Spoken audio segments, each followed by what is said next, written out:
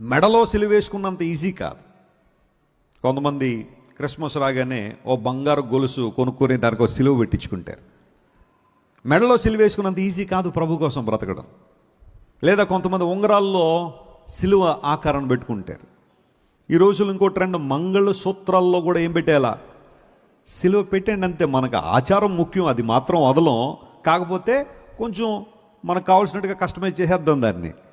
దానిలో సిలువ పెట్టండి, ఇంకా ఆక్షేపణ ఉండదు. పాస్టర్ గారు కూడా ఇంకేమనరు అన్నట్టుగా మంగళసూత్రాల్లో సిలువలు పెట్టేసుకునేవాళ్ళు.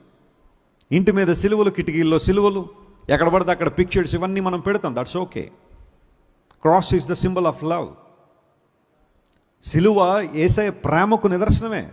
యేసయ్య ప్రేమను మనం జ్ఞాపకం చేసేదే. కానీ సిలువనెత్తుకుని వెంబడించడం అంటే మెడలో వేసుకుని సిలువ వేసుకుని తిరిగేంత ఈజీ కాదు.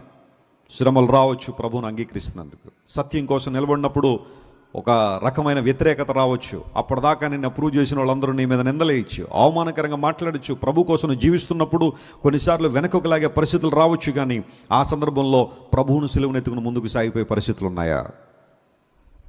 మీ సిలువనెత్తుకుని నన్ను వెంబడించండి అని చెప్పిన యేసయ్య పోనీ ఆయన ఏమన్నా మాదిరించకుండా వెళ్ళిపోయాడా? మనకు శ్రమను నేర్పించిన దేవుడు, లేదా శ్రమల్లో మీరు స్థిరంగా ఉండడని బోధించిన దేవుడు, ఏదైనా ప్రతికూలతలు వచ్చినప్పుడు మీరు అధైర్యపడొద్దు. జీవితం అంటేనే యుద్ధం, జీవితం అంటేనే ప్రతికూలతలు వస్తాయి.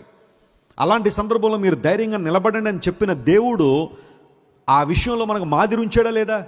ఖచ్చితంగా ఉంచాడు. ఇదే విషయం ఇక్కడ ప్రస్తావించబడింది. లేత మొక్క వల్ల ఆయన ఉన్నప్పటికీ ఎండిన భూమిలో ఆయన పెరిగాడు. ఆయన అభివృద్ధిని ఎవ్వరూ ఆపలేకపోయారు. హల్లెలూయా.